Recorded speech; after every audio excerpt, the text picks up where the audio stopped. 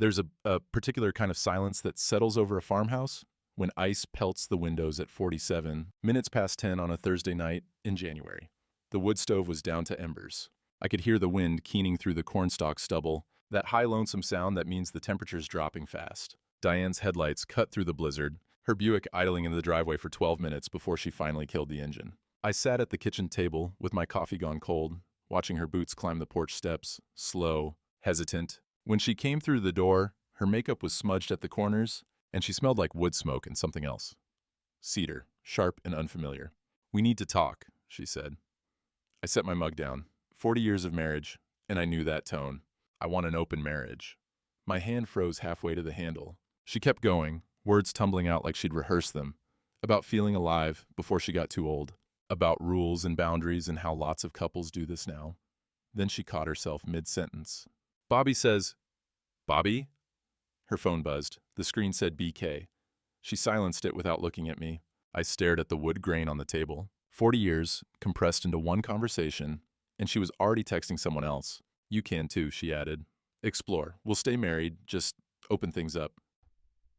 The ice hit the window like birdshot. I could smell diesel on her coat from someone else's truck. I nodded, set the mug down slow and deliberate. "If that's what you need." My voice came out hollow. Hers came out relieved.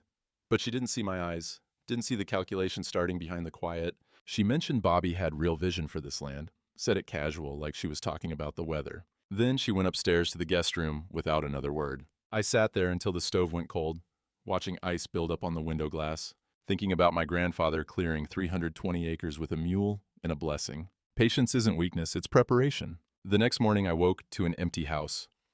Diane's door was still closed at 6 when I went out to the barn. The cold hit like a fist, 17 below, according to the thermometer by the kitchen door. My breath came out in clouds thick enough to hide behind. The John Deere sat in the barn, right where my grandfather parked it in 1981. The morning before his heart quit on him in the middle of the north field. I kept up his ritual, checked the oil, wiped down the engine block, polished the brass emblem he installed himself. The metal was cold enough to burn skin if you touched it barehanded. I worked slow, methodical. The smell of old grease and diesel wrapped around me like a familiar coat. Outside, a crow called from the grain silo, that harsh, lonely sound that carries across frozen ground. Diane's car was gone when I came back inside. No note, no coffee pot on. The guest room door hung open, bed already made with hospital corners like she'd never slept there at all. I found the receipt in the trash when I was taking out the morning garbage. Hotel near Des Moines. 3 nights, 4 days ago. Same weekend, she'd told me she was visiting her college roommate in Ames. I smoothed it flat on the counter, creases forming little white lines across the print. Room 247, king bed, $218. The coffee I poured tasted like metal. I stood at the sink watching chickadees work the feeder outside. Their tiny bodies puffed against the cold. One of them had a crooked foot. I'd been watching that bird all winter, wondering how it survived. The attic stairs creaked under my weight. I'd been putting off organizing my father's papers. Tax records going back to '73, receipts for equipment long since rusted to nothing. The kind of thing you avoid until you can't anymore. The yearbook sat in a cardboard box marked Ray High School. I hadn't opened it since the year Diane and I got married, 1984. The cover was water-stained, pages stuck together in places. I found her on page 47. Margaret Ann Sullivan, Maggie. Her hair had been longer then, dark and straight down past her shoulders. She'd signed the inside cover in that perfect Catholic school cursive her mother made her practice every night. "You'll do great things, Ray. Don't forget me. MS." Her handwriting had those careful loops, each letter connected just so. I traced it with my thumb. The ink faded to brown, but still legible. We dated junior and senior year, went to the county fair in '75, rode the Ferris wheel until the operator told us to get off and give someone else a turn. I'd saved up 3 months of farm wages to buy her a promise ring from Sears. Never could afford it. She went to the state college that fall, started dating a pre-law student by Thanksgiving. Last I heard, she'd become a teacher, never married. Moved back to town about 10 years ago when her mother got sick. I sat there on the attic floor with the yearbook open across my knees, listening to the house settle around me. The furnace kicked on. Somewhere downstairs, a pipe rattled. Diane's voice carried up through the heating vent. "Don't wait up." The front door closed. Her engine turned over twice before catching. I listened to her tires crunch down the gravel drive, the sound fading until there was nothing but the furnace and my own breathing. I looked at Maggie's signature again, the way she dotted her I's with little circles. The way the capital M had that extra flourish at the beginning. I'd seen handwriting like that before. In my father's old file cabinet, on documents I'd never paid much attention to, witness signatures on estate papers, legal forms from when my grandfather died, and the farm transferred down. Margaret Ann Sullivan, notary public. Her father had been a lawyer, handled farm transfers all over the county back in the 70s. The attic window looked out over the north field, white and still under its blanket of snow. No tracks, no disturbance, just clean white stretching to the property line where Frank's land started. My grandfather used to say you could tell who loved the land by how they walked it. Light steps, careful. Like they knew every step mattered. Diane hadn't walked that field in 20 years. Hadn't been in the barn except to get to her car when the driveway drifted over. Hadn't touched a tool or checked a fence line or stood in the pre-dawn cold watching the sun come up over dirt her people never broke. I closed the yearbook and tucked it under my arm. The attic stairs complained all the way down. In the kitchen, I made fresh coffee and sat with my phone for 10 minutes before I opened Facebook. I hadn't posted anything in 3 years. Diane handled all that. Margaret Sullivan's profile picture showed her at the library downtown. Books stacked on the counter behind her. Her hair was gray now, cut short, but the smile was the same. That little crooked lift at one corner that used to undo me. I typed the message 3 times before I sent it. Saw your name in an old yearbook. Hope you're well. The sent notification felt like jumping off something tall with no idea what was at the bottom. I set the phone down and went back to the barn. The tractor needed work. Always did this time of year. Behind me, the phone buzzed once against the kitchen table. The grain elevator diner smelled like fryer grease and burnt coffee on Friday nights. I'd been coming here for fish fry since before Diane and I got married. 42 years of the same booth. By the window, same order, same faces. Tonight felt different. The bell over the door jangled when I walked in. Conversations didn't stop exactly, but they shifted, lowered. I caught Frank's eye at the counter. He gave me a nod, then his handshake lingered too long when I passed. The grip said what his mouth didn't. I'm sorry, son. Greta worked the coffee pot without meeting my eyes. She'd served me every Friday since 1982. Knew I took it black with 1 sugar. Tonight, she set the mug down and moved on before I could say thanks. The vinyl booth was cold through my jeans. Outside, streetlights threw yellow circles across the parking lot. And somewhere past the grain elevator, the wind picked up that particular howl. That means more snow's coming. Bobby Kern sat at the counter 3 stools down from Frank. I'd seen him around. Real estate developer, drove a silver Lexus that didn't belong on gravel roads. Mid-40s, dressed like he was selling something expensive. He caught me looking and raised his coffee mug. Not friendly. Triumphant, like he'd already won something I didn't know we were competing for. Frank twisted on his stool. 72 years old and still built like the linebacker he'd been in high school. His jaw worked like he was chewing words he couldn't swallow. You doing all right, Ray? I nodded. Picked up my menu even though I'd order the same thing I always did. Bobby's voice carried over the diner noise. Too loud, directed at no one and everyone. Market's shifting. Rural properties, near highway access. That's where the smart money is. Development opportunities people don't even see yet. Frank's knuckles went white on his coffee cup. The fish came 20 minutes later. Greta still wouldn't look at me. I ate slow, watching in the parking lot, waiting for headlights that weren't coming. I was halfway through when Sheriff Dale walked in. He had an envelope in his hand, the kind with a county seal. His face told me everything before he opened his mouth. Ray, sorry to do this here. The envelope was stiff, official. Emergency petition for property division, case number 2024 CV00847. Diane Marie Dalton, petitioner. Raymond James Dalton, respondent. The words blurred together except for the number. $840,000. 50% of appraised farm equity. Marital contribution as senior loan officer, First State Bank, 1985-2019. My coffee had gone cold. I could hear Bobby saying something to the waitress, his cologne cutting through the smell of fried food. Cedar and ambition. You got 45 days to respond, Dale said. Quiet, almost apologetic. Filed this morning. I'm sorry, Ray. The return address sat at the bottom like a punchline. Kern Development, LLC, 418 Commerce Street, Suite B. Diane's lawyer was Bobby's real estate office. I folded the papers back into the envelope. Slow, deliberate. My hands didn't shake. Wouldn't give them that. Thank you, Dale. He left without ordering. The door jingled behind him. Frank was off his stool before I finished standing. Ray, I'm good, Frank. The hell you are. That snake? He jerked his chin toward Bobby. You need Calvin's number. He'll work with you. Hey, Calvin Brenner, Vietnam vet, practiced law out of a strip mall office near the highway. We'd served together on the church council until I quit going 3 years back. I took Frank's offered business card. The paper was warm from his wallet. Outside, the temperature had dropped another 10 degrees. Ice crystals formed on my truck windshield while I'd been inside. I sat in the cab with the engine running, waiting for heat that wouldn't come fast enough. The petition sat on the passenger seat. I opened it again, under the dome light. Filed January 17th. Today was January 19th. She'd done this 2 days ago and hadn't said a word. Just kept leaving the house at odd hours, kept sleeping in the guest room, kept letting me think this was about freedom and exploration and all that podcast bullshit she'd been feeding me. This was about money, about Bobby Kern and his silver Lexus and his vision for rural properties near highway access. This was about my land. I pulled out my phone. Maggie's response from this morning sat in my messages, still unread because I'd been afraid to open it. Ray Dalton, my goodness, coffee? My thumb hovered over the keyboard. Through the diner window, I could see Bobby laughing at something, his iPad out on the counter, probably showing someone blueprints for a future that required my farm to die. I typed 3 words. Tomorrow, 10 a.m.? The response came before I'd pulled out of the parking lot. The cafe on Main. See you then. I drove home on roads slick with black ice, the petition on the seat beside me, thinking about my grandfather's hands. How they'd looked wrapped around a shovel handle. How the calluses never went away, even after he was dead. How Diane's hands looked now, soft, manicured, the nails painted that deep red she'd started wearing lately. Hands that had never held dirt, hands reaching for my dirt anyway.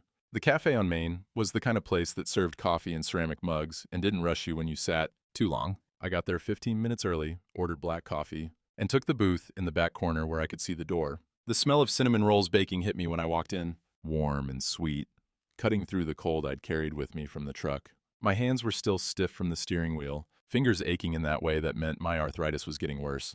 She walked in at 10:03. I'd have known her anywhere. The gray hair was different. Cut shorter now, practical, but she moved the same way, careful, deliberate, like she was still that girl carrying a stack of library books, afraid to drop them. Her eyes found mine, across the room, and something in my chest that had been clenched tight for weeks finally loosened. Ray Dalton. She slid into the booth across from me, unwinding a burgundy scarf from her neck. I didn't think I'd ever hear from you. Been a long time. 50 years, give or take. She ordered tea when the waitress came by. Earl Grey, 1 sugar. You look good. Tired, but good. I almost laughed. Tired's about right. We spent the first 20 minutes on safe territory. She taught English at the high school for 32 years, retired 3 years back. Took a part-time job at the library because sitting still made her crazy. Never married. Came close once in her 30s, but he'd wanted to move to Chicago, and she couldn't leave her mother. What about you? She asked. How's the farm? That's when it came out. Not all of it.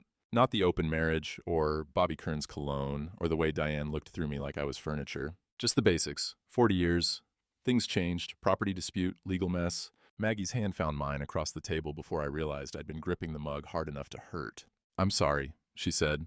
Her fingers were warm. I'd forgotten what that felt like. Someone touching you because they wanted to, not because they had to. I saw you on Facebook, I admitted. At the library. You looked happy. I am, mostly. And she smiled that crooked smile, the one that used to undo me in the school parking lot. Life doesn't turn out how you plan, but it turns out. The waitress brought her tea. Steam curled up between us, catching the winter light from the window. I remember your father, I said. He was a lawyer, right? Handled estate work? For 40 years, died in 2008. I kept all his files, couldn't bring myself to throw them out. Boxes and boxes of old cases in my attic. She tilted her head. Why? My grandfather's estate, 1906, transfer of the farm from him to my father. I'm trying to track down the original paperwork, the deed, specifically. Something shifted in her expression. 1976? I would have been 19. Dad used to make me witness signatures sometimes, said it was good practice for... She stopped. Wait, Ray, I think I remember that. Your grandfather's place. The bloodline clause. My coffee had gone cold, but I didn't move. Bloodline clause? It was unusual. Dad explained it to me because I'd never seen one before. The land could only pass to direct Dalton descendants. Your grandfather was very specific about that. Said his people had cleared that ground, and no one else had a right to it. The words hung between us like something physical. I signed as witness, Maggie continued. I remember because Dad made me practice my signature 20 times that morning. He was particular about penmanship, said sloppy handwriting in legal documents was grounds for challenge. Outside, a plow scraped by on Main Street, pushing yesterday's snow into gray banks along the curb. Would you testify to that? I asked. If it came to it? She didn't hesitate. Of course. Ray, if you need help finding those documents. She squeezed my hand. I kept everything. File cabinets, boxes, Dad's whole office, basically. If it exists, we'll find it. The tightness in my chest loosened another notch. We talked for another hour. She asked about the farm, really asked, not the polite surface questions people throw around. Wanted to know about the soil composition, the house the crop rotation, whether I was still using the old grain drills or had switched to modern planters. Told me she remembered riding past my fields every day on the school bus, watching the seasons change in the corn. I always wondered what happened to you, she admitted as we stood to leave. After I went to college, after everything fell apart. I stayed, I said simply. Did what I had to do. And now? Now I'm trying to keep what's mine. She pulled a pen from her purse, wrote her address on a napkin in that same careful script from the yearbook. Those perfect loops. The dotted I's with little circles. Tomorrow, she said. Come by around 2. We'll start looking. Outside the cafe, the wind had picked up. Snow devils danced in the parking lot. She hugged me before getting into her car, a real hug, the kind that said she remembered everything we'd been. Ray. She paused with her hand on the door. My father handled a lot of farm transfers, but he only ever mentioned one with a bloodline clause, yours.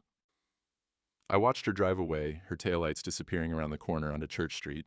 The napkin sat in my pocket like a promise, or a lifeline, maybe both. I saw the Lexus on Tuesday morning, silver, catching the weak February sun, parked at the northeast corner of my property, where the fence line met the access road. Bobby Kearns stood beside it with surveying equipment, the expensive kind, digital, nothing like the old Transit my grandfather had used. A man in an orange vest was taking measurements while Bobby looked at something on his iPad. Diane sat in the passenger seat. I'd been checking fence posts, same as I did every February when the ground started its first thaw. The wire cutters hung heavy in my coat pocket. From where I stood, 200 yards out, I could see her laughing at something Bobby said, her head tilted back, hair catching the light. The kind of laugh I hadn't heard from her in 5 years. Maybe 10. My boots broke through the snow crust with each step. The sound carried in the cold air. Crunch, crunch, crunch. Bobby saw me coming and said something to the surveyor, who packed up his equipment quick and got in a truck I hadn't noticed before. By the time I reached them, they were both standing outside the Lexus. Diane's smile had frozen into something harder. Ray. Bobby extended his hand. I didn't take it. Just doing some preliminary assessments, market research. This is still my land. For now. His smile didn't reach his eyes. Diane's been telling me about the property. Beautiful piece. Prime development potential with the highway expansion coming through. The wind picked up, carrying the smell of diesel from his idling engine. Exhaust in the cold morning air, gray against white snow. Development, I said, ready, retail corridor. Mixed use, the county's already approved zoning variances for commercial expansion along the 218 corridor. And he pulled up something on his iPad, turned it so I could see. Blueprints, parking lots. We're talking significant revenue generation. Property values in the area would triple. Diane wouldn't look at me. Her boots, new ones, expensive leather with fur trim I'd never seen before, shifted in the snow. Get off my land, I said. Our land, Diane corrected. Her voice was cold, sharp. Bobby's offering me a partnership opportunity, a future. What have you offered lately? Ray, 40 years of silence and dirt under your fingernails? The words hit like a physical thing. Bobby's smirk widened. I turned and walked back toward the barn. Didn't run, didn't look back. Just walked steady across the field I'd plowed every spring since I was 17 years old. Behind me, the Lexus engine revved. Tires spun in the gravel before catching. They were gone by the time I reached the equipment shed. That night, I came home to an empty house. Diane's car wasn't in the drive. I made coffee and sat at the kitchen table with the property petition, reading it for the 15th time, looking for something I'd missed. She came in after midnight. I heard her key in the lock, the careful quiet of someone trying not to wake anyone, except I wasn't asleep. Hadn't been sleeping much at all lately. I found her in the bedroom, packing. 2 suitcases open on the bed that used to be ours, now just mine. Moving out? My voice sounded strange in the doorway, hollow. Bobby has a condo in town. It's temporary, until things are settled. Until you take half my farm and give it to him, you mean? She stopped folding, her hands stilling on a blouse I'd bought her for Christmas 3 years back. It's not just your farm. I work too. I secured the loans that kept this place running when commodity prices tanked in '09. My salary paid for the new barn roof. My benefits covered your surgery when you threw your back out. Well, that's what marriage is. Exactly. She turned to face me, and I almost didn't recognize her. So why does only your work count? Because you got dirt on your hands? I gave you 40 years, Ray. I deserve something for that. Yet you deserve half my family's land. Land my grandfather cleared, that my father died working. I deserve a life. Her eyes were hard, bright. Bobby sees me, actually sees me. Not just someone to cook dinner and share a bed with. He talks to me about plans, about building something together. When's the last time you talked to me about anything that mattered? I couldn't answer that. Didn't have an answer. She zipped the first suitcase. My lawyer says we'll have a ruling by March 15th. You should get representation. Calvin Brenner's good, I hear. How long have you been planning this? For a moment, something flickered across her face. Guilt, maybe. Or regret. It passed too quick to name. I wasn't planning it. But then Bobby showed me the market analysis and I realized, Ray, we're sitting on nearly $2 million of equity, and you want to die here, growing corn. Nobody needs. The world is changing. We could change with it. I thought, she stopped. I thought you might understand, that you'd want more than this. She pulled her wedding ring off, set it on the dresser with a small click that seemed too loud in the quiet room. I'll be at Bobby's if you need to reach me. For the legal stuff. I watched her carry both suitcases down the stairs, heard her car start, watched the taillights disappear down the drive. The ring sat on the dresser catching moonlight through the window. 40 years, in a circle of dull gold. I left it there. Friday came again. The diner was busier than usual. Some kind of county planning meeting letting out. Men in suits mixing with the usual crowd of farmers and truckers. I almost didn't go. Sat in my truck in the parking lot for 10 minutes. Engine running. Telling myself I could just drive home. Make a sandwich. Skip the whole thing. But 42 years of routine isn't easy to break. The conversations didn't just shift when I walked in this time. They stopped. Full silence for 3 seconds that felt like 3 hours. Bobby held court at the counter, surrounded by the planning commission guys. He saw me and raised his coffee mug again. That same triumphant gesture.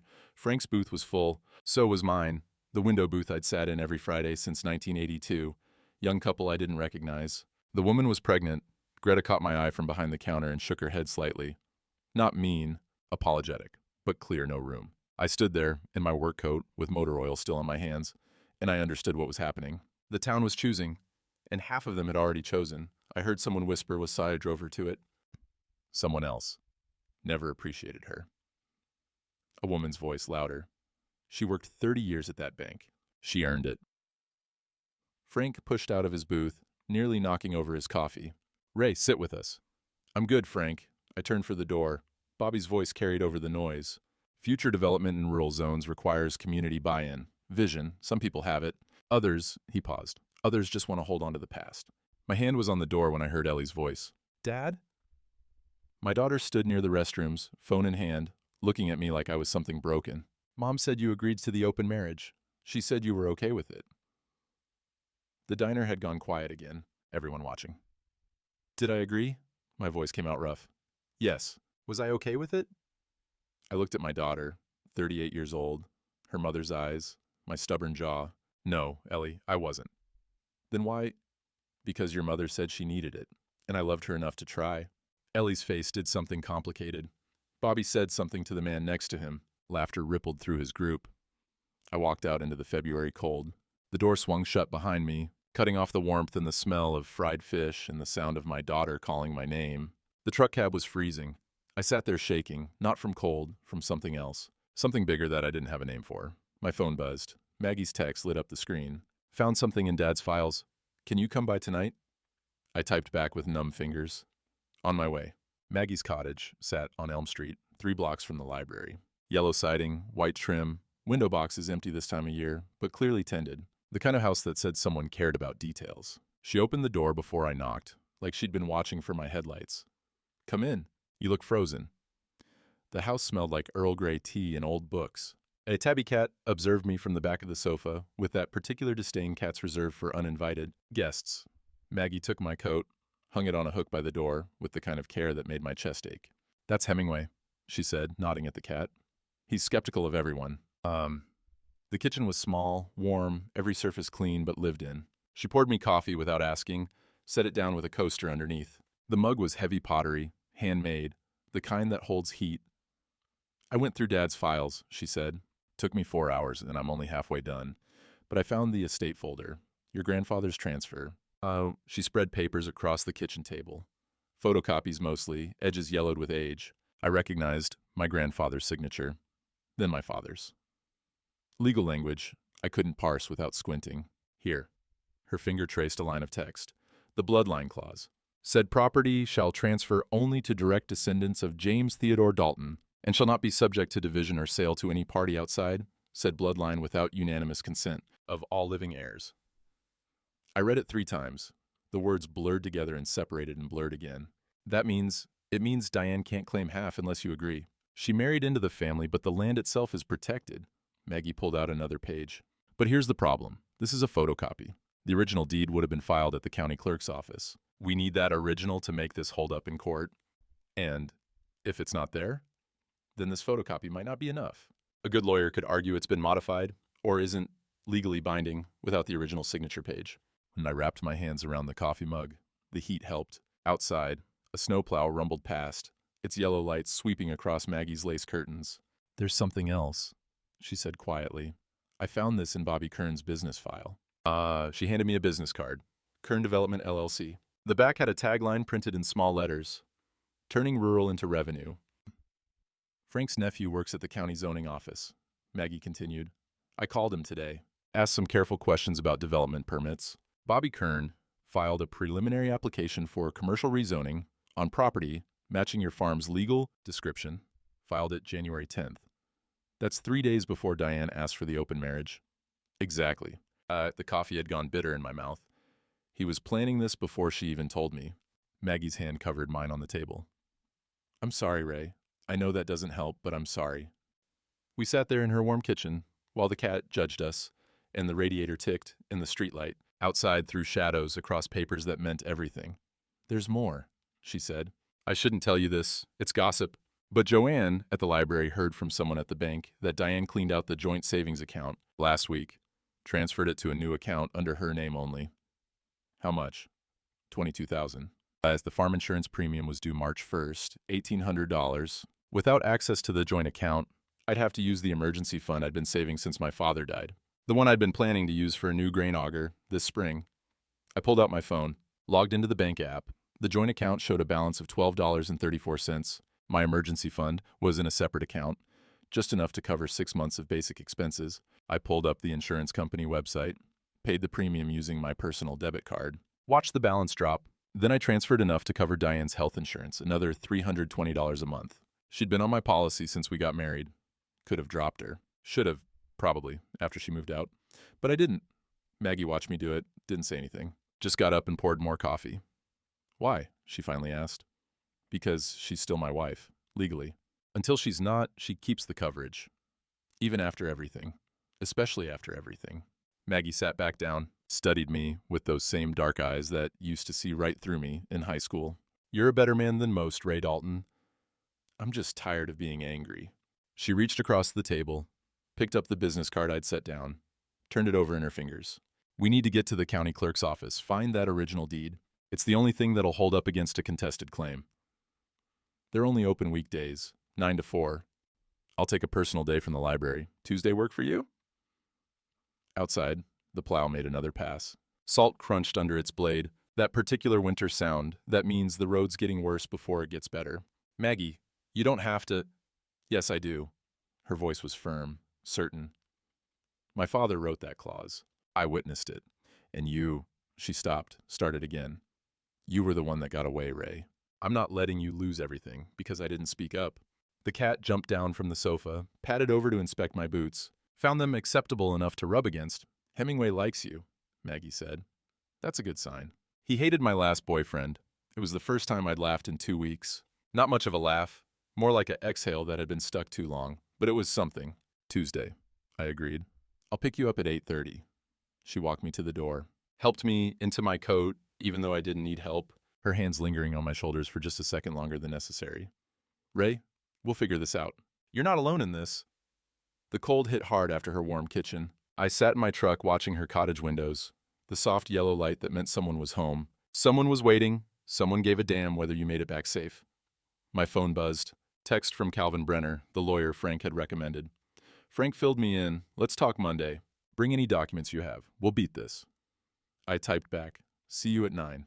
The farmhouse was dark when I got home. Diane's car wasn't in the drive. Hadn't been for 6 days now. I turned on the porch light and left it on, just in case she changed her mind. Just in case she remembered what used to matter. But I wasn't holding my breath.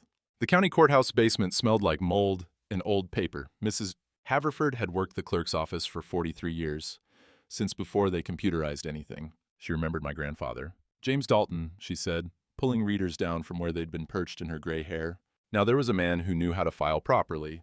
Every document in triplicate, every signature witnessed, not like these kids today with their electronic everything. Maggie and I followed her through narrow aisles of file cabinets, metal drawers labeled with years and case numbers. The fluorescent lights hummed overhead, throwing everything into harsh relief.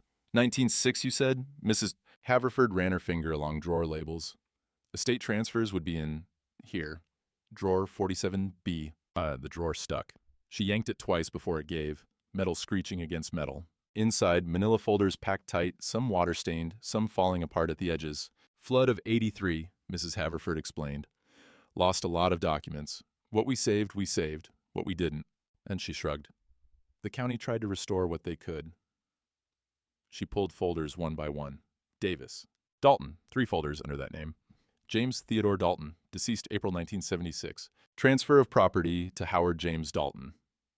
She opened the folder. Papers inside, but not many. Oh dear. What? I leaned closer. Water damage. See these? She held up a sheet. The bottom third was illegible, brown stains obliterating text. The signature page is here, but the addendum, the special clauses section, that's missing entirely. My chest tightened. Missing. Water damage, most likely. Or misfiled. Happens more than you'd think. She set the folder on top of the cabinet, pulled her readers off. I'm sorry, Mr. Dalton. Without that addendum, I can't certify the bloodline clause exists in the official record. Maggie stepped forward. Mrs. Haverford, can I see the signature page? The old woman handed it over. Maggie held it up to the light, studying it carefully. I watched her face change, something clicking into place. Look at the witness signatures, she said. Thomas Sullivan, Esquire, and Margaret Ann Sullivan, Notary Public. That's me. Maggie's finger traced the signature, her signature, from 49 years ago. I was 19. Dad made me practice my penmanship for an hour before he'd let me witness anything legal. Mrs. Haverford squinted at the signature, then at Maggie. You're Thomas Sullivan's daughter? Yes, ma'am. He was meticulous. Best real estate attorney in 3 counties. She looked at the signature again, then back at the folder. If Tom Sullivan witnessed this and had his daughter notarize it, there was definitely an addendum. He wouldn't have used 2 witnesses for a simple transfer. The photocopy Dad kept shows the bloodline clause, Maggie said. I can provide that, and I can testify that I witnessed my father explain the clause to Mr. Dalton's grandfather. I remember it specifically because it was unusual. Mrs. Haverford considered this. Your testimony would carry weight, especially with your signature right here on the original document. The court would have to consider it credible evidence of the clause's existence. Behind us, footsteps echoed in the stairwell. A man in a county ID badge emerged carrying a box of files. He nodded at Mrs. Haverford, disappeared into a back room. There's something else, I said. Bobby Kern filed a development permit for my property before the divorce petition. Before any of this, Mrs. Haverford's eyebrows went up. That would be public record. Hold on. She disappeared into a side office, came back with a printout. Commercial rezoning application, property identified by coordinates matching. She looked at me. 318 County Road, 47. That's your farm? That's my farm. Filed January 10th. Preliminary approval pending property acquisition. She set the paper down. That's unusual. You don't file for rezoning before you own the property, unless you're very confident you're going to own it. Or unless someone promised you would, Maggie said quietly. The pieces were falling into place. Bobby surveying my land. Diane asking for an open marriage. The property claim filed through Bobby's office. All of it planned, coordinated. There's more. Mrs. Haverford pulled out another sheet from the file she'd brought. Development plans filed February 15th. That's last week. Full commercial plaza. The name on the project is... She paused. Kern Crossing Retail Plaza. He named it already. My voice sounded far away. Before he even owns the land, he named it after himself. Maggie's hand found mine, squeezed hard. Mr. Dalton, Mrs. Haverford said carefully. I've worked this office a long time. I've seen plenty of development schemes. This one smells wrong. Bobby Kern filed those plans before your wife filed for property division. That suggests coordination, possibly fraud. Can you prove that? I can certify the filing dates. The timeline speaks for itself. She looked at me, over her readers. Your lawyer should see this. All of it. We left with copies of everything, the signature page, the rezoning application, The development plans with Kern Crossing, printed across the top in bold letters, Mrs. Haverford made them herself, stamped each one with the county seal. Outside, the March wind had teeth. Mud season was coming. That in-between time when the ground thaws during the day and freezes again at night, the roads were slick with it. "We've got him," Maggie said in the truck. The timeline proves Bobby was planning this before Diane even asked for the open marriage, and my testimony can establish the bloodline clause. Will it be enough? Calvin will know. But Ray, she turned to face me. This isn't just about property anymore. This is fraud, conspiracy. Bobby could face criminal charges. And Diane? Maggie was quiet for a moment. She might not have known. Or she might have known everything. Either way, she chose him over you, over 40 years. I drove back through town, past the diner where Bobby probably sat right now, showing off his plans to anyone who'd listen, past the bank where Diane had worked for 34 years, past the library where Maggie would go back to work tomorrow, cataloging other people's stories while living through her own. My phone buzzed. Text from Frank. Ellie was at the feed store. Asked about you. Thinks she's starting to see through her mother's story. As I showed it to Maggie. Your daughter loves you, she said. She's just confused right now. And she should be. I'm confused, and I'm living it. Maggie laughed, soft and sad. Life doesn't follow a script. Sometimes the villain wears a nice suit and drives a Lexus. Sometimes your wife falls for it. And sometimes, I said, the woman you should have married shows up 50 years later to save your ass. Language, Mr. Dalton. But she was smiling. Besides, you're doing the hard part. I'm just providing documentation. Maggie. Yes? Thank you. She didn't answer with words, just reached over and took my hand for the rest of the drive home. Ellie showed up on a Thursday afternoon unannounced. I was in the barn, replacing a belt on the grain auger, when I heard her car in the drive. She didn't come find me, just stood by the barn door until I noticed her. Dad? I wiped my hands on a rag that wouldn't come clean. Ellie. She looked like her mother, same dark hair, same way of holding her shoulders when she was angry. But she had my jaw, my stubbornness. Mom said you hired a lawyer. Calvin Brenner, yeah. She says you're trying to take everything, that you won't even negotiate. I set down the wrench I'd been holding. The metal rang against concrete. That what she says?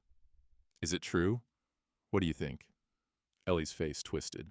I don't know what to think. Mom says you drove her to this, that you were never home, never present, that she spent 40 years married to a ghost.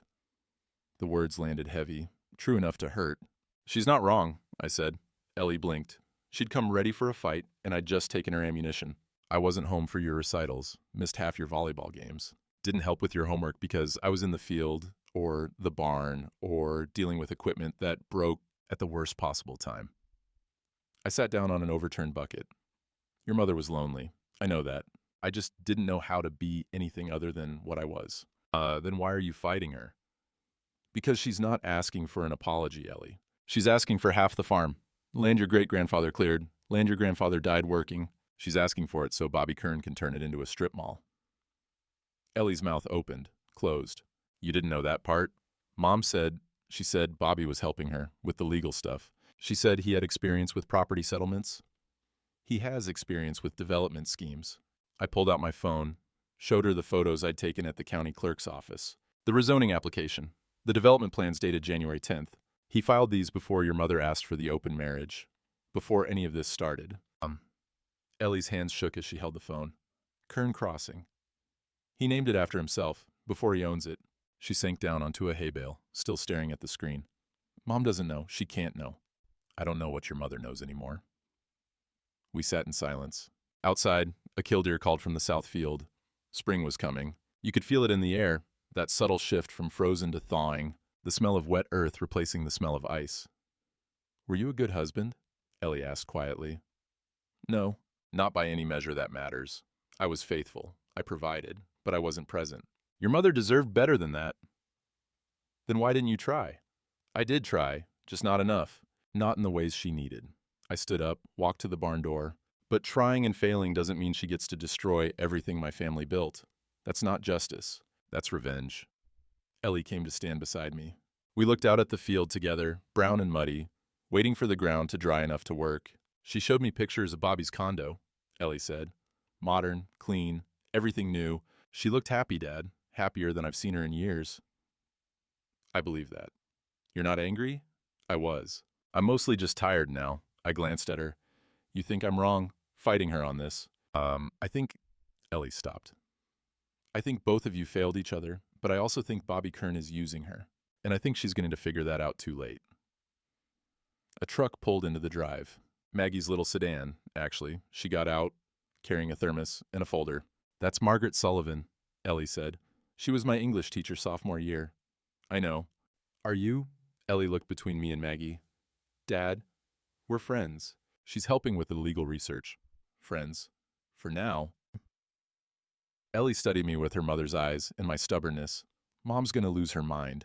Your mother left me for a real estate developer who wants to pave over your grandfather's legacy?" I think she gave up the right to opinions about my life.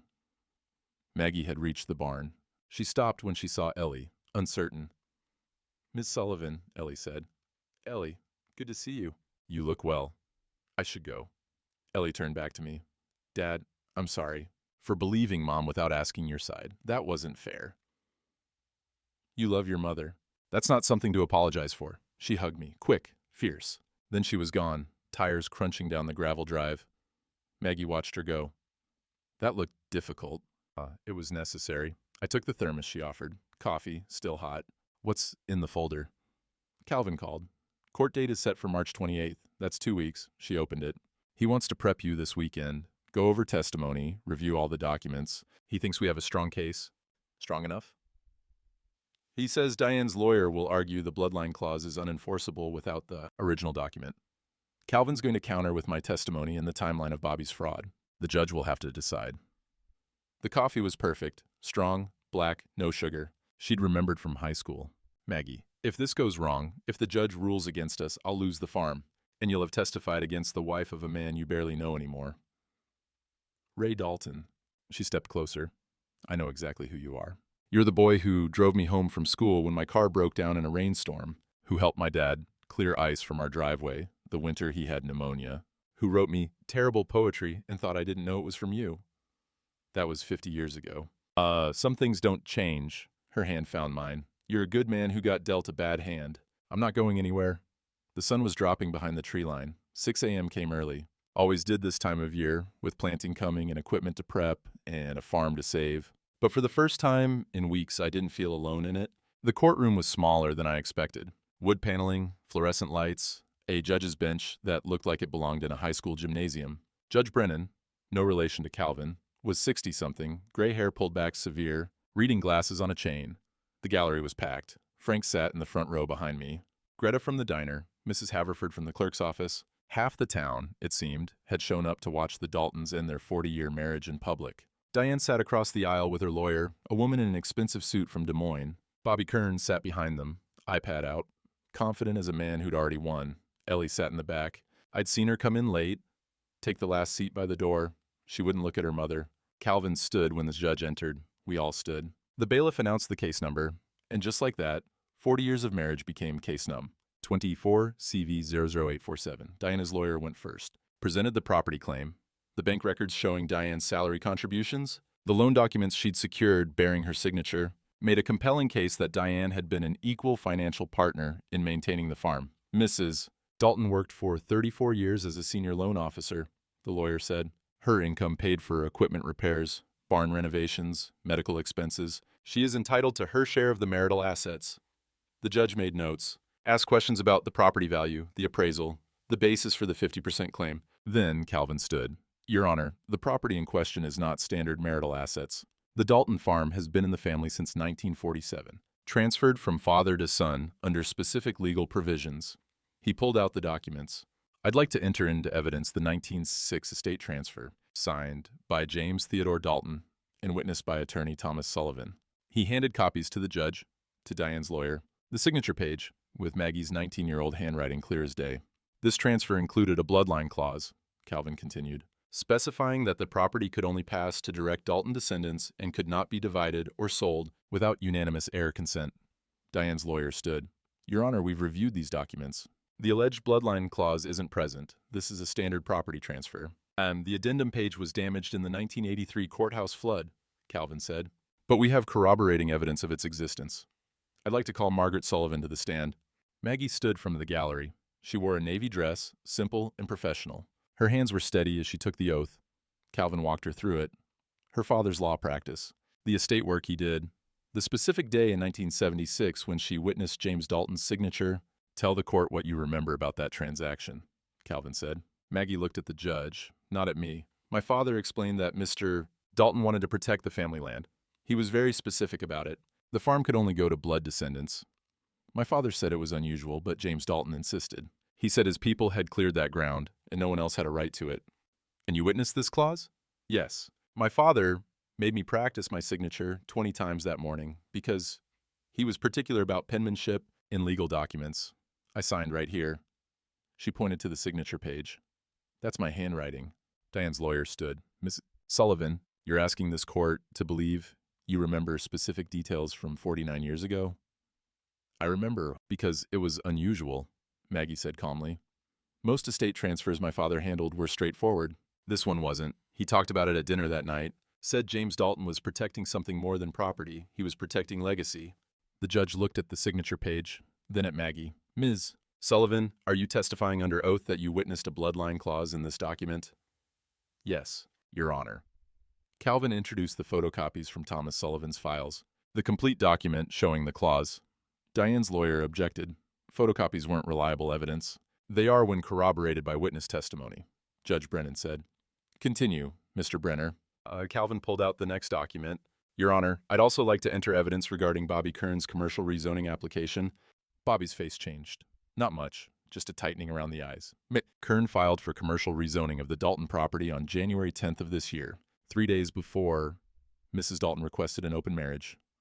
8 days before she filed this property claim, Calvin handed copies to the judge. He also filed preliminary development plans on February 15th for a retail plaza. He named it Kern Crossing. The courtroom went quiet. Diane turned to look at Bobby. His face had gone carefully blank. Mr. Kern filed these documents before he had any ownership claim to the property, Calvin continued. The timeline suggests coordination between Mr. Kern and Mrs. Dalton to acquire the property for development purposes.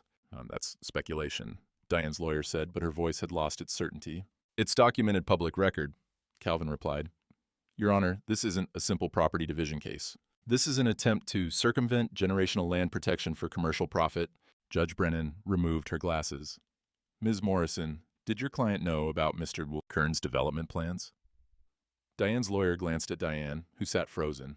My client's relationship with Mr. Kern is not relevant to her claim of marital property rights. If that relationship was formed for the purpose of acquiring property fraudulently, the judge said. She looked at Bobby. Mr. Kern, you're not a party to this case, but you're present in the gallery. Would you like to explain why you filed for commercial rezoning before you had any legal claim to the property? Bobby stood, smooth, confident. Your Honor, I file preliminary applications for many properties. It's standard business practice to assess development potential before acquisition. Before acquisition, the judge repeated. But you don't own this property. Mr. Dalton does. The property is under dispute. No, Mr. Kern, the property is owned by Mr. Dalton. Mrs. Dalton is claiming a share of marital assets. That's not the same thing. She looked at her notes. Did Mrs. Dalton approach you about this property, or did you approach her? Silence. Frank stood in the gallery. Your Honor, if I may. I'm Frank Patterson, neighboring farmer. I've known Ray Dalton 40 years. His wife never once set foot in his fields except to tell him supper was ready. She's a good woman who worked hard, but she didn't build that farm. 3 generations of Dalton men built it. Bobby Kern wants to put a strip mall on land that's fed this county for 77 years. Patterson, sit down, the judge said. But her tone wasn't harsh. Though your point is noted. She looked at the documents in front of her.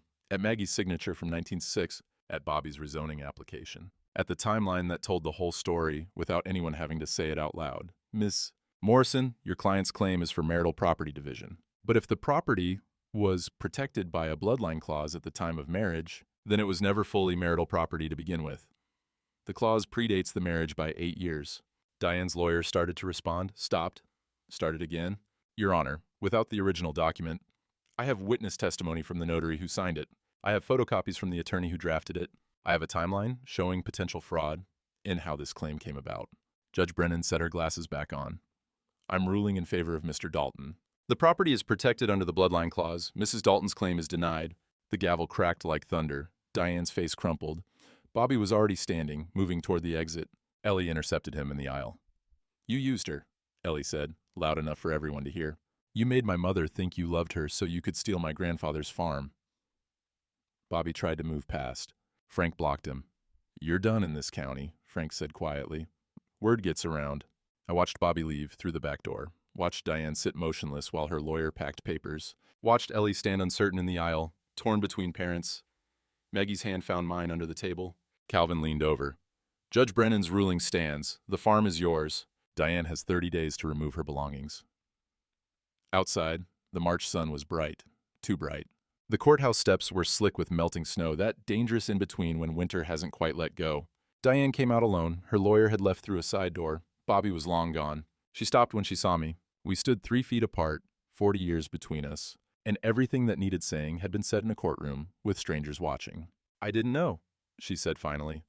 About the development plans, the timeline. Bobby said, she stopped. It doesn't matter what he said. No, I agreed. It doesn't. I wanted more, Ray. I wanted to feel like I mattered. You did matter. You just couldn't see it. She nodded, didn't cry, didn't apologize, just turned and walked down the courthouse steps to her car. Not Bobby's Lexus, I noticed. A rental sedan. Ellie caught up with me at the truck. Dad, I'm sorry I doubted you. You were loyal to your mother. That's not something to apologize for. What happens now? Now? I looked at Maggie waiting by the passenger door, at Frank shaking Calvin's hand, at the spring sky stretching blue and clean above the courthouse. Now I go home and figure out what comes next.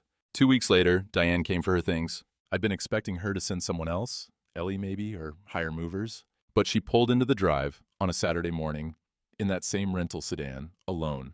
I was on the porch with coffee when she got out. The sun was warm for early April. The first robins had come back, hopping across the lawn, looking for worms in the thawed ground. Ray. And Diane. She looked smaller somehow, tired. The confidence she'd worn like armor all through February and March had worn thin. I brought boxes, she said. Won't take long. Take what you need. I stayed on the porch while she went inside. Heard her moving through rooms we'd shared for 40 years. The creak of the bedroom floor, the closet door that always stuck, the bathroom cabinet opening and closing. She came out carrying 2 boxes, set them in the trunk, went back for more. On the 4th trip, she paused at the bottom of the porch steps. Bobby's business license got suspended, she said. Fraud investigation. Something about filing permits without property rights. Frank's nephew reported him. I heard. He left town, didn't even say goodbye. Just, she made a gesture with her empty hands. Gone. The coffee in my mug had gone cold. I set it down on the porch rail. I thought he loved me, Diane continued. Her voice was steady but small. I thought someone finally saw me as more than just Ray Dalton's wife. More than the woman who lived on a farm and worked at a bank and never did anything exciting. He saw a way to make money. I know that now. She looked up at me. I'm not asking for forgiveness. I know I don't deserve it. But I need you to know I didn't understand what I was throwing away until it was gone. 40 years, I said. 40 years. She nodded. And I traded them for a man in a Lexus who had blueprints drawn up before he ever kissed me. A cardinal called from the oak tree by the barn. That sharp whistle that means territory, means home, means this is mine. Where will you go, I asked. My sister's in Cedar Rapids. She said I could stay until I figure things out. Diane wiped at her eyes, not crying, not quite. The bank let me go, said they needed to restructure after the scandal.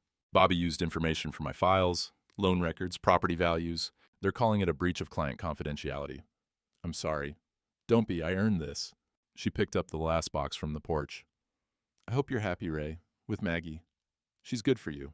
Always was. We're taking it slow. Don't take it too slow. Life's shorter than you think. She put the box in the trunk, closed it with a soft click. The lawyer said, you paid my health insurance. Through the whole thing, even when I froze the accounts. You were still my wife. I didn't deserve that kindness. Probably not, but it wasn't about what you deserved. She got in the car, started the engine, then rolled down the window. The daffodils I planted by your mother's grave, she said.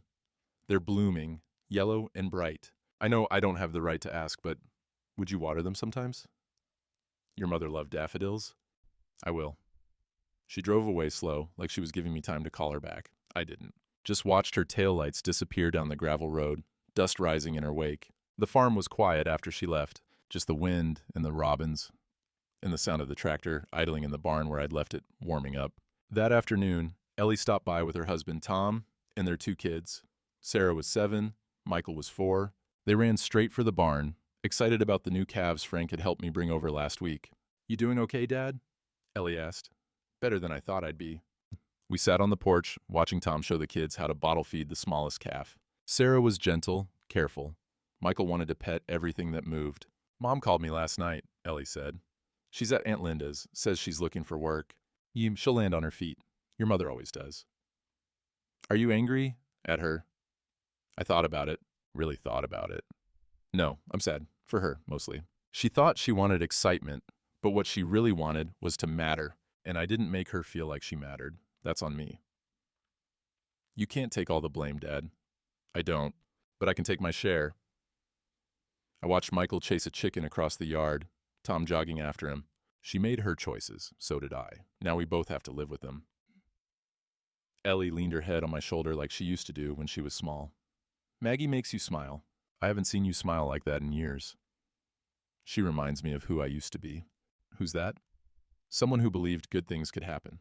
Friday came around again. I'd been avoiding the diner since the courthouse, but Frank called and said it was time to stop hiding. "Town's on your side now," he said. "Bobby's gone, Diane's gone, and people are remembering who you've always been. Come have fish fry." I picked up Maggie at 6. She wore a green cardigan and jeans, her hair tucked behind her ears. She looked nervous. "It's just the diner," I said. "It's the whole town watching us walk in together," she corrected. "That's not just anything." The parking lot was full. I found a spot near the back, killed the engine. Maggie reached over and took my hand. "Ready?" "As I'll ever be." The bell jingled when we walked in. Conversations paused, just for a second, just long enough. Then Frank stood up from his booth and started clapping. Slow at first, then louder. Greta joined in from behind the counter. "Mrs. Haverford, the farmers at the window booth." One by one, the diner erupted in applause. "About damn time, Dalton," Frank called out. "Get over here." Our booth, my booth, the one by the window I'd sat in for 42 years, was empty, reserved. A small handwritten sign sat on the table, reserved for Ray and Maggie. Greta came over with the coffee pot before we'd even sat down, poured 2 cups without asking, set them down with a smile that said everything words couldn't. "Sweetheart special tonight," she said. 2 fish fry plates, extra hush puppies, and pies on the house. "You 2 earned it." Maggie's hand found mine under the table. Steady, warm, real. Through the window, I could see my truck parked out front, and beyond it, the grain elevator rising against the sunset, the fields stretching east toward home, the land that had almost slipped away, but hadn't, the land that remembered who loved it. Frank raised his coffee mug from across the diner. "To Ray Dalton, proving that slow and steady wins the damn race." The diner laughed, murmured agreement. Someone started talking about planting schedules. Someone else complained about equipment prices. The world kept turning, same as it always had, but I wasn't the same. I looked at Maggie, at the woman I should have married 50 years ago, at the second chance I'd almost been too tired to take. And I thought about my grandfather, about clearing 320 acres with a mule, and a blessing, about patience, about the long game. "What are you thinking?" Maggie asked. "That it took me 50 years to get here, but maybe that's exactly how long it needed to take." She smiled that crooked smile. "Better late than never?" Something like that. The fish came hot and perfect. The coffee kept flowing. Outside, the sun dropped behind the tree line, painting everything gold, and for the first time in months, maybe years, I felt like I'd come home. Not to the farm, to myself. 3 weeks later, I sat on the porch at dawn with my coffee. The rain gauge showed 2 inches from last night's storm. Good for the seedlings. Spring planting was done.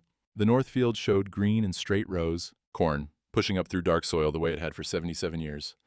Maggie's car was in the drive. She'd stayed over, said her firm could handle the library without her for a Saturday, said maybe she'd start keeping a toothbrush here. If that was all right. It was more than all right. From inside, I heard her moving around the kitchen, the coffee pot percolating, the radio playing low, some old country station that played Merle Haggard at 6 in the morning. The daffodils on my mother's grave were blooming now, yellow and bright against the gray stone. I'd watered them like I promised Diane. Some promises you keep even after everything else falls apart. Bobby's dealership sold at auction last week. "Federal charges pending," Frank said. "Fraud, conspiracy, a list of things I didn't fully understand but knew meant justice." Diane was in Cedar Rapids, working at a credit union, starting over at 64. Ellie said she seemed smaller now, quieter. Maybe that was growth, maybe it was just consequence. The land remembers who loved it and who tried to sell it. My grandfather was right about that. They thought silence was surrender. Turned out it was just preparation. Maggie came out with 2 mugs, handed me one, and sat in the chair beside mine. The sun cleared the tree line, warming the porch boards. The fields stretched green toward the horizon. "Beautiful morning," she said. "Every morning's beautiful when you're not fighting to keep what's yours." She smiled, took my hand. "Some battles you win with noise. This one I won with receipts, patience, and a woman who remembered a bloodline clause from 49 years ago. But the real victory wasn't in the winning, it was in the staying. In the morning, coffee in the rain gauge and the hand holding mine, while the sun came up over land that would outlast us all. The land remembers, and now so would I.